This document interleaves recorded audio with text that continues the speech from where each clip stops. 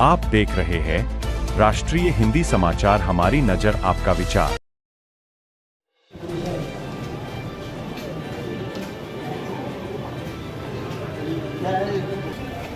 अररिया से निर्दलीय चुनाव लड़ेंगे पूर्व आईपीएस शिवदीप लांडे, कहा विकास ही होगा चुनाव का मुद्दा।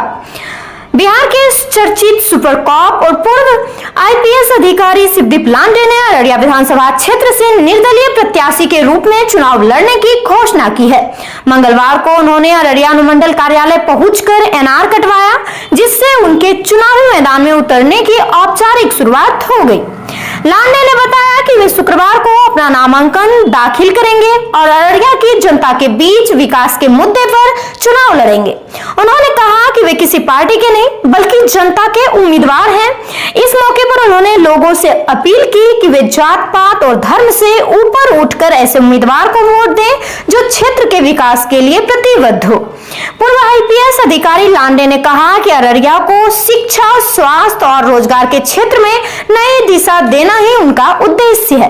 उन्होंने भरोसा जताया कि जनता इस चुनाव में परिवर्तन का समर्थन करेगी और विकास को प्राथमिकता देगी। अररिया की जनता के लिए एक ही मैसेज है कि जात पात, धर्म और मुर्गा भात से ऊपर उठ के अपने प्रत्याशियों को चुने और एक डर पैदा करे। जो भी चुनाव जीतता है बाद में 5 साल तो आपको देखना नहीं है।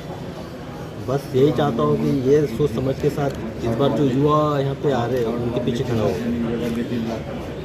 सर, एक तरफ सर एनडीए है सर और महागठबंधन है और जनसुराज भी है, ऐसे में सर क्या लग रहा है सर?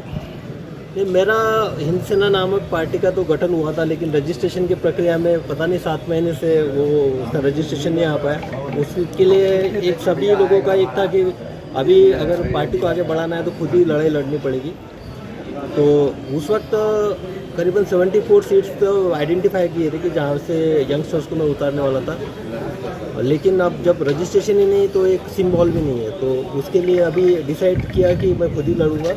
उसके साथ साथ जैसा ये अमन है, अमन राज, ये ऐसे कुछ लड़के थे जो कि एकदम डोमिनेंटली बोल रहे थे कि नहीं सर हमको भी आपके चेहरे के साथ लड़ना है। तो अमन भी रानीगंज से लड़ेगा और मैं अररिया से लड़ूंगा। और एक जो कैंडिडेट है उसकी घोषणा में बाद में करूँगा क्योंकि फॉर्म लेना बाकी है उनका अभी। सर, राजनीति में सर पुराने समय में जो है एक अलग परिपाटी थी और आज के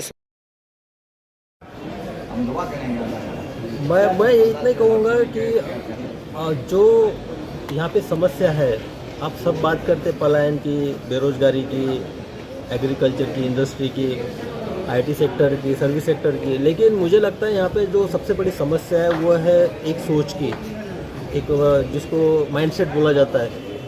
जब तक लोगों के माइंडसेट को यानी सोच को बदलाव नहीं आएगा कि हमको हमारे जो प्रतिनिधि, क्योंकि जो भी डेवलपमेंट होगा, जो भी स्कीम इम्प्लीमेंटेशन होगा, जो भी वेलफेयर स्कीम का धरातल पे पहुंचना होगा, उसके लिए जनप्रतिनिधि इम्पोर्टेंट होते हैं। तो उसके लिए जो अभी तक विगत 78 साल में जो भी प्रतिनिधि बने हैं उनमें किसी में ऐसा डर नहीं था। तो एक डर पैदा करने की ज़रूरत है। इसलिए मुझे लगता है कि सबसे बड़ी समस्या हमारे लिए यही है कि एक सोच में बदलाव के लिए, और उसी के लिए मैं निकल पड़ा हूँ। ठीक है, आप लोग आज एनआर कटाया है, सर नॉमिनेशन कब करिएगा?